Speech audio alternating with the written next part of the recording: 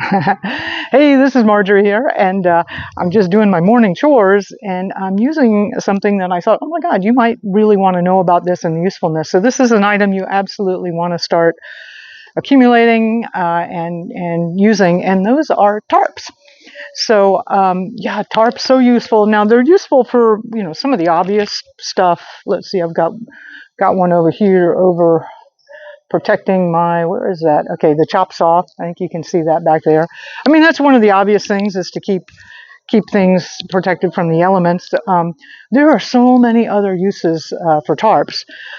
Here's one, and I'll show you some. I was out driving the other day, and boy, talk about values mismatch. These people were out in their yard wearing masks, raking up all their grass clippings and putting them in these big plastic bags and throwing them out. And so I said, hey, could I have those for compost? And they said, sure. And so I scored huge bags of these grass clippings, and they're still wet. Let me turn this around so I'll show you what I'm doing.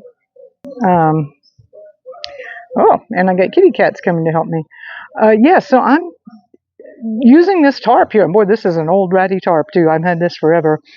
To lay out the grass to dry it out. These clippings are all still kind of moist and kind of wet, and it's going to be a fabulous material. I have some does, rabbits just about to kindle, so this is really, really wonderful nesting material for them. So I'm going to make sure it's all nice and dry, and then when the sun beats on it for a little bit, it'll run off any ants or anything that's in there. Now, I could use, and actually did start using, just some of the concrete patio here. But honestly, the tarp is way, way better. And the main reason is I may actually, what I may do is take the stuff from the patio, dump it onto the tarp, and then roll the tarp up, and then that's how I'm going to store the grass clippings. In fact, that's, often they call, tarps are often called poor man's wheelbarrows. And I have found that a small tarp, or good rugged tarp, is often a lot better than a wheelbarrow, especially if you have to go into more rugged terrain.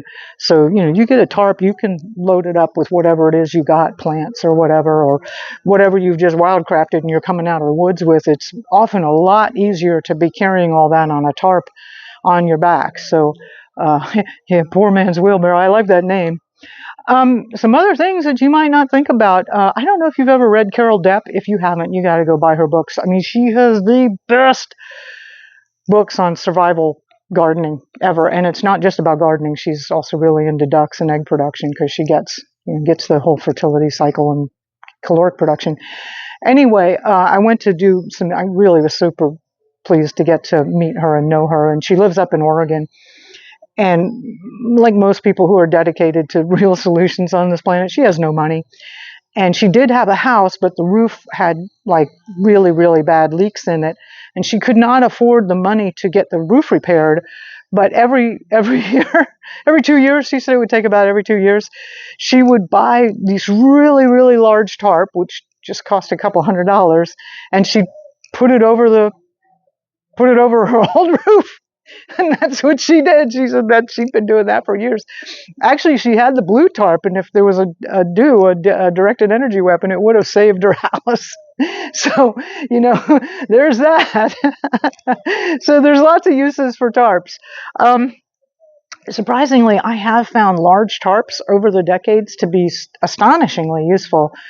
Like even like a 30 by 50 or something like that, because you never know what project you're going to be doing where it just is convenient to have everything on that surface in that area defined. Anyway, yes, pick up tarps. If you've got tarps, keep tarps. If you see tarps in a garage sale, get tarps. I don't want you to become a pack rat, but they're extremely useful items, and you will find yourself using them. This is one of those fundamental things that you want to have around, like wire, like rope, like buckets. These are fundamental items for homesteading and living off grid. Okay, if you want to know more about growing your own food in your backyard, I have a free webinar for you. It's only 45 minutes. I've dialed it down and shortened it down. And I'll teach you how to grow food in your backyard, even if you have no experience, you're older, and you're out of shape. And it's fast paced, kind of fun, and you'll come out with a plan, a step by step plan for how to get started today. And I don't care; it's set up for everybody on the planet, even if you're up in the north or the south or the tropics or wherever you are. I've been farmsteading and homesteading all over the place. And it doesn't matter what season, there's something you can do to get started today. And you will have that plan by watching that free webinar at backyardfoodproduction.com. Okay, this is Marjorie. I'll talk to you later. Bye.